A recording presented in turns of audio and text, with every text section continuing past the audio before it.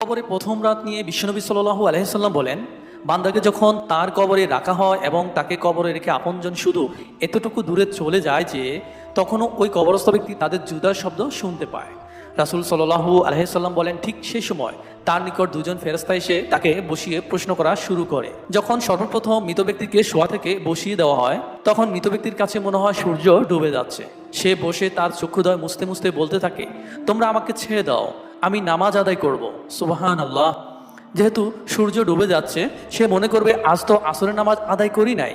তখন ফেরেশতাদ্বয় বুঝতে পারবে লোকটি দুনিয়াতে নামাজি এবং মোত্তাকি ছিল। ফেরেশতাগণ তখন তাকে বলবে, আপনি এখন কবরের জগতে, এখানে নামাজ রোজা কিছুই নেই, সুতরাং আপনি আমাদের প্রশ্নের উত্তর দিন। এবার ফেরেশতাগণ লোকটিকে প্রশ্ন করতে থাকবে, মান রব্বুকা, তোমার রব কে? যদি সেই ব্যক্তি নেককার হয় তবে সে উত্তর দেবে, রব্বি আল্লাহ, আমার রব আল্লাহ, সে আল্লাহ যাকে আমি দুনিয়াতে একটি মুহূর্তের জন্য ভুলে যাইনি। তারপর ফেরেশতারা প্রশ্ন করবে, মান দিনুকা, তোমার দিন কি, তোমার জীবন ব্যবস্থা কি? যদি সে ব্যক্তি নেককার হয় তবে বলবে, দিনী আল ইসলাম, আমার দিন হচ্ছে ইসলাম, যার উপর সদা আমি অটল থাকার চেষ্টা করেছি, কখনো বিচ্যুতি হলে ইস্তেগফার করেছি। তখন ফেরেশতাদ্বয় মুস্কি হেসে প্রশ্ন করবে, মান হাযার রাসূল, এই ব্যক্তিকে? মৃত ব্যক্তি যদি নেককার হয় তাহলে বলবে, নবিয়্যিনা মুহাম্মাদুর রাসূলুল্লাহ, তিনি আমাদের প্রিয় নবী হযরত মুহাম্মদ সাল্লাল্লাহু আলাইহি সাল্লাম।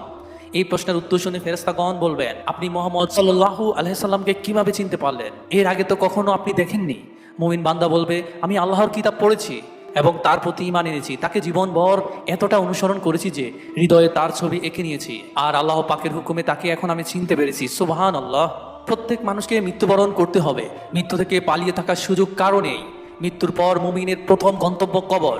যে ব্যক্তি ভালো আমল করবে এবং আল্লাহর সঙ্গে সাক্ষাৎ করার জন্য প্রস্তুতি নেবে, কবর তার জন্য সুখ ও আনন্দের ঘর হবে।